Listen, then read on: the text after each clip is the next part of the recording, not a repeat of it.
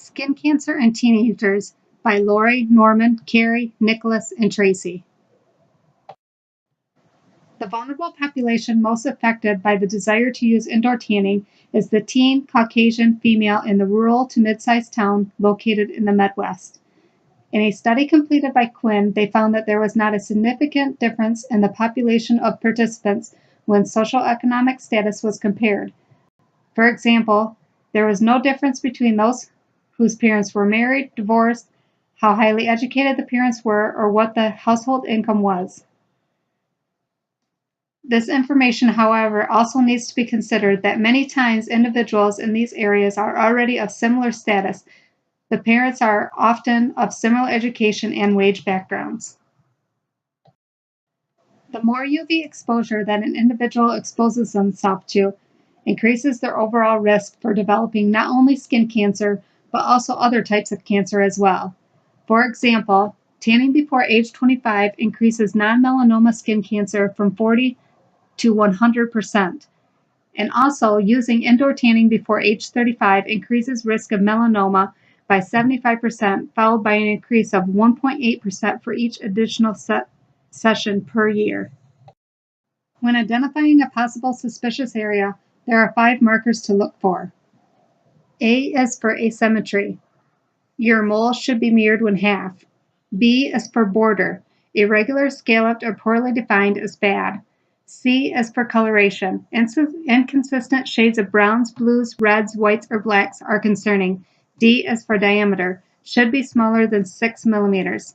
E is for evolution. The change in shape, size, or color over time is bad.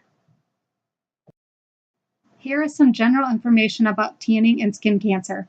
Studies indicate that there is an increased risk of adolescent melanoma related to increased ultraviolet exposure. That is from either natural sunlight or artificial, such as using tanning salons. UV radiation exposure is the most important avoidable risk factor for skin cancer development. Tanning is most common in white young women, and you can see by the percentages, females use it 57.7%, and males use tanning salons only 40%. And tanning bed usage is prevalent in adolescents. Females use it 12 to 37%, and males use it 2 to 11%. Some common reasons for tanning bed use are cosmetic, vacation preparation, to look healthier. Tanning may be influenced by peers. It can also be influenced by the way fashion models or movie stars look, such as this quote by Kim Kardashian that says, "Tanning is everything. I tan all the time." That can be very influential on a teenager. It could also be influenced by a parent, maybe mom tans. Here are some more statistics about skin cancer and tanning.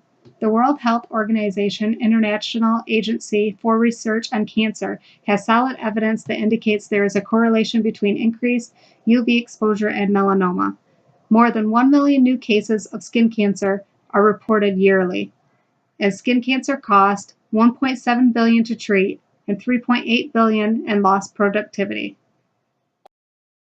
Some of the other health risks of tanning can be physical, like erythema, sunburn, disease exacerbation of like herpes, so you can get reactivation of cold sores. You can also have long-term physical things like skin aging, wrinkles, sunspots. It can cause cataracts. And one thing we don't think about with sun exposure is that it can cause immune suppression. Official positions on sun tanning are that the World Health Organization labels tanning beds as carcinogenic to the human and labels it as the highest risk for skin cancer section, along with asbestos and formaldehyde. The American Academy of Dermatology opposes complete tanning bed use, and the Surgeon General says that increased skin cancer is a national priority. Here is a map outlining the tanning restrictions within the USA. They are color-coded, and over here in the legend, it shows that the states in red prohibit all minors from using the tanning bed. The states in orange prohibit some minors, and the states in yellow require a guardian to give them permission to tan if you're underage, The states in white have no restrictions on tanning at all. Nurses are important figures to help address this issue.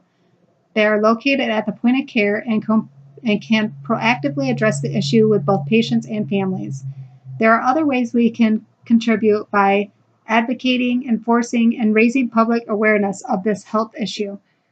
We have a duty to the public to address the issue of tanning bed use in adolescents, and it is our ethical responsibility to implement efforts to reduce the harmful effects of UV exposure in vulnerable populations such as our adolescents. The health belief model will be used to raise awareness and educate adolescents about the danger of tanning beds so individuals can take health-related action to reduce the risk of skin cancer. The core concepts are that an individual will take action if a negative health condition can be avoided, that they have a positive expectation that the behavior is avoided, a positive outcome will occur, and that if the individual believes that they can successfully follow the health recommendation. Pender, Murdaugh, and Parsons further clarify, adding that individuals will take action if there is a perceived threat to personal health and the individual is convinced benefits to taking actions outweigh the barriers. Here is a diagram outlining how the health belief model can be set up for tanning prevention in adolescents. Our target audience are those 12 to 18 years old, primarily high school students. The values we appeal to are the vanity of teenagers and their concern in appearance, long-term health effects, and financial costs. This plan and presentation, in order to have maximum impact, should be presented during the winter months prior to major events such as spring break or summer break when tanning is at its peak.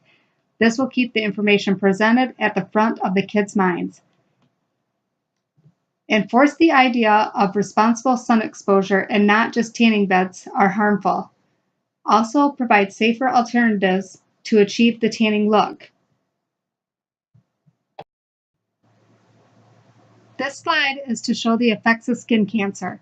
This is a way to provide impact to teenagers and show them the physical effects of skin cancer, once again appealing to their sense of appearance. It also presents the idea of surgery for treatment, which can act as a deterrent for tanning, and finally presents the idea that it may not only affect one area, but it can spread throughout the body. Not just a disease for older people is a sentence to offset the response, "Those people are old. What do I have to worry about?" Here's a picture that shows the effect of tanning and skin cancer to a person who is more relatable to the age we are trying to reach. Tawny is actually an RN who started tanning in high school and was first diagnosed at 21. She has multiple skin cancer removal surgeries and has had multiple diagnoses over the last 6 years. Tanning is never a good option. Those who use tanning beds before the age of 35 are said to increase their lifetime risk of melanoma, which is deadly, by 75%. The number of skin cancer cases from tanning is more than lung cancer cases from smoking. And tanning can cost hundreds of dollars per month and cost a lot more in the future.